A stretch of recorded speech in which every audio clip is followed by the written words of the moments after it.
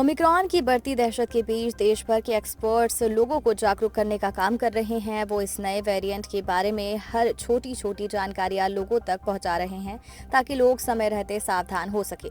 Doctors Omicron के व्यवहार पर बारीकी से नजर रख रहे हैं और इस नए खतरे को लेकर ज्यादा से ज्यादा जानकारी जुटा रहे हैं। मेदांता अस्पताल में प्लूमोनोलॉजिस्ट डॉक्टर अरविंद कुमार ने AIR के साथ बातचीत में ओमिक्रॉन से जुड़े तमाम सवालों के जवाब दिए।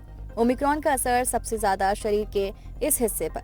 डॉक्टर अरविंद ने कहा, अभी तक ये देखने में आया है कि ओमिक्रॉन की वजह से बहुत हल्की बीमारी हो रही है। इनकी वजह से फेफड़ों में पैचेस फैले हो रहे हैं, लेकिन कोई बड़ा नुकसान नहीं हो रहा। हालांकि ये शुरुआती डेटा है और हमें ये देखने के लिए इंतजार करना होगा कि भारी संख्या में केसेस आने पर भी ये हल्के ही बीमारी रहने वाला है या फिर नहीं। डेल्टा में भी शुरू में इतने गंभीर मामले नहीं आए थे, लेकिन जब केसेस बढ़ गए तब इनकी गंभीरता उभर कर सामने आई। ओमिक्रॉन के मरीजों के ऑक्सीजन मात्रा कैसी है?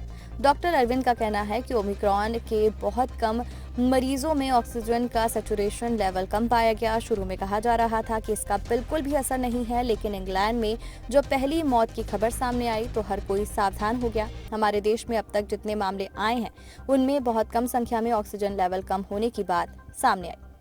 ज्यादातर केसेस माइल्ड है जिन्हें घर पर ही मैनेज किया जा रहा है। अगर लोग अस्पताल जा भी रहे हैं तो 1-2 दिन में ठीक होकर घर वापस आ जा रहे हैं। हालांकि ये शुरुआती समय है और अभी भी हमें इसके बारे में पूरी जानकारी नहीं है। इसको माइल्ड डिजीज समझकर हल्के में लेने की गलती ना करें।